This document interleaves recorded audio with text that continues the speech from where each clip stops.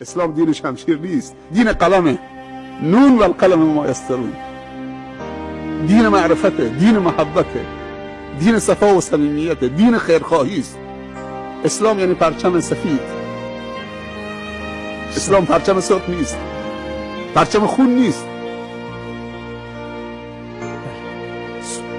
این مرد و زن با همدیگه صحبت میکردن. بعد یک دفعه یکیشون به دیگری گفت، حالا مهم نیست، 2 جمله گفتن.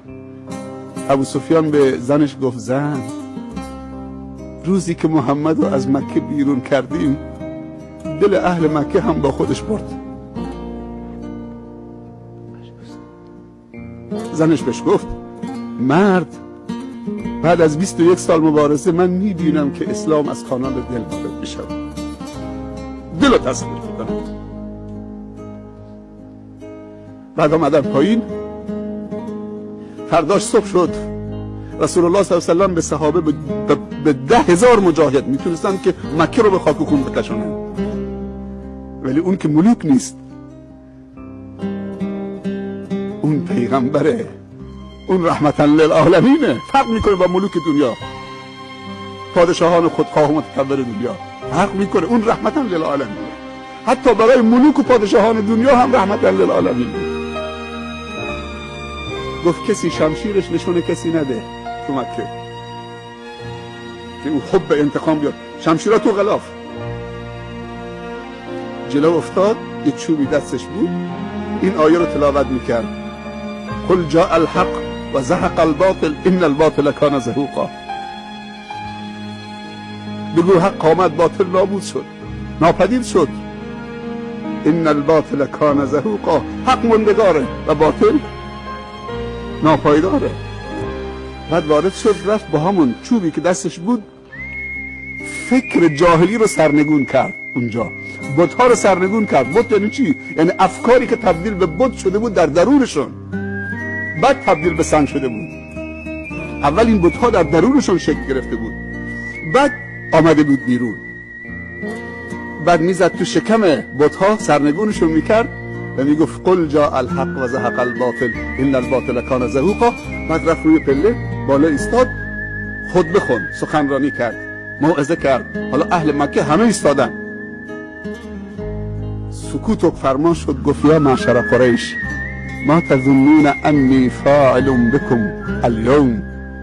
شما چی گمان میکنی درباره من 10,000 نفر همراهشا؟ امروز من چه کار میکنم در حق شما، در برابر شما؟ یک نفر بلند شد از وسط از کفار، گفت اخون کریم و ابن اخ کریم. سبحان الله. 21 سال با او جنگیدن، بیرونش کردن، ولی اونو میشناسن، میگن اخون کریم و ابن اخ کریم. تو برادر بزرگوار و با گذشتی ما هستید و بزرگواری و گذشت رو از تو سراغ داریم. و ابن اخ کریم و پسر برادر کریم و بزرگوار و با گذشت. پیامبر نگفت حتی مسلمان بشید. خوب دقت بکنید، اسلام تحمیلی و اجباری نه، نفاق ایجاد میکنه. گفت اذهبوا فانتم الطلقاء، همه تون برید که آزادی. وقتی عفو عمومی صادر کرد، حالا کسی میره. گفتن این عظمت فقط در اسلام. همه اونجا رو به قبله علم و ادب و اخلاق و بزرگواری ایستادن و گفتن این اخلاق زمینی نیست، این اخلاق بالاست. اشهد ان لا اله الا الله و اشهد انک رسول الله. جالبتر از این، ما وقتی کسی به ما بد کرده بعد ضعیف می شود، ما انتقام از او میگیریم، اما پیامبر صلی الله علیه و سلم از این صاحب منصبان انتقام نگرفت.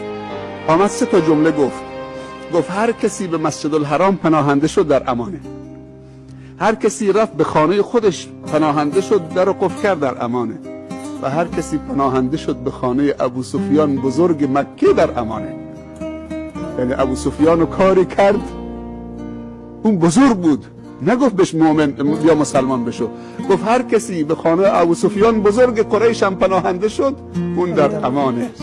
اون قدر بهش احترام قائل شد که ابو سفیان دیگه تسلیم شد. در دوزخ اگر وصل تو در چنگ آید، ما را از حال بهشتیان ننگ آید. ور بی تو به صحرای بهشتم خوانند، صحرای بهشت بر دلم تنگ آید. برای جوانان ما چون جوانان نیروی زنده فردای وطن هستند. شما چی نظر دارید و چی گفتنی هستید؟ اروپا و غرب کشور پیره، جهان اسلام جوانن. مثلا ما در کشور ایران عزیزمون، اسلامی عزیزمون 70 میلیون جمعیت داریم، بالای 50 میلیون جوان داریم. 18 میلیون نفر فقط دانش آموز از اول تا دانشگاه که 7 میلیونشون متوسطه و دانشگاه میخونن.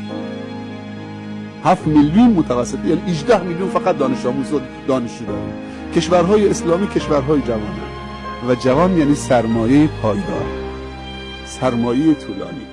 یعنی دانشمندان غرب و اروپا بالا سنشون از 60 به بالاست، 50 به بالاست، ولی دانشمندان ما از 30 25 30 الان به بالا هستن. یعنی خیلی ما مجال برای رشد و پیشرفت داریم. صحبت من اینه که دید ما و دید اسلام به جوانا به عنوان یک سرمایه پایدار ملی است و اسلامی است. خب جوانا دیگه خودشون تشخیص بدن که این دید ماست. امید ما یعنی جوان و نسل آینده. خب این امید زمانی تحقق پیدا میکنه، تحقق بخشیده میشه و زمانی این سرمایه تبدیل به سرمایه واقعی میشه که این شخصیت جوان شکل بگیره، اول با تعهد بعد با تخصص. من خلاف این مقوله هستم که ما پزشکان و مهندسان و متفکران لازم داریم اما بی تقوا لازم نداریم. پزشک بی تقوا، مهندس بی تقوا، متفکر بی تقوا. ما دو تا مقوله داریم، تعهد و تخصص. طلبه هایی که از دنیا خبر ندارن، عالم دین هست، نماز میخونه اما از دنیا خبر نداره، این بازم ما مشکل داریم. متخصص هست، متفکر هست اما از دین دوره، اینم متخصص و متأهل. یعنی کسانی که هم پایبند مسائل دینی باشن و اخلاقی و ارزشی باشن و هم چی؟ و هم اهل فن و تخصص باشن. من دوستی داشتم از مناطق شیراز، پیرمردی بود، ایشون هجرت کردن به امارات. ایشون تعریف میکرد از فرزندانش، میگفت روزی که فرزندانم میخواستم بفرستم آمریکا برای تحصیل، 3 تا پسر دارم. گفتم دست بده بابا، من کل زندگی میفروشم، خرج تحصیل تو میکنم، کسب علم تو در آمریکا میکنم، تو هم یه دست به من بده. وقتی رفتی اونجا فقط درس بخونید، نرید اونجا کاباره، بار، سیگار بکشید، رقص بکنید، نمیدونم دیسکو برید، کارهای دیگر بکنید، بعدم یک زن مسیحی با خودت بیارید تو به عنوان همسر. دنبال علم باشه، دنبال علم. دیگه پسرم دکترای ژنتیک گرفت، یک نخ سیگار در اون 15-16 سالی که او تو آمریکا بود که همه چی آزاده، یه نخ سیگار نکشید. بعد سیگاری نشد، سیگاری هم نشد، دکترای ژنتیک گرفت، برگشت گفت بابا منو داماد کن. یکی از دخترای مؤمن منطقه خودمون، هم دین خودمون، هم کیش خودمون. 2 تا پسرام دیگه رفتن آمریکا، دکترای شیمی گرفتن آمدن، لب به سیگار نزدن. 3 تا پسر، یک دکترای ژنتیک، 2 تا دکترای شیمی، مؤمن. میگفت این سرمایه. من تعهد دادم، اونم تعهدشون عمل کردن، درس خوندن، برگشتن، هر 3 تا پروفسور شدن. من توصیه من اینه که جوانان درس بخونن، مطالعه مفید داشته باشن، وقت بذارن برای درس خوندن، هدفمند درس بخونن و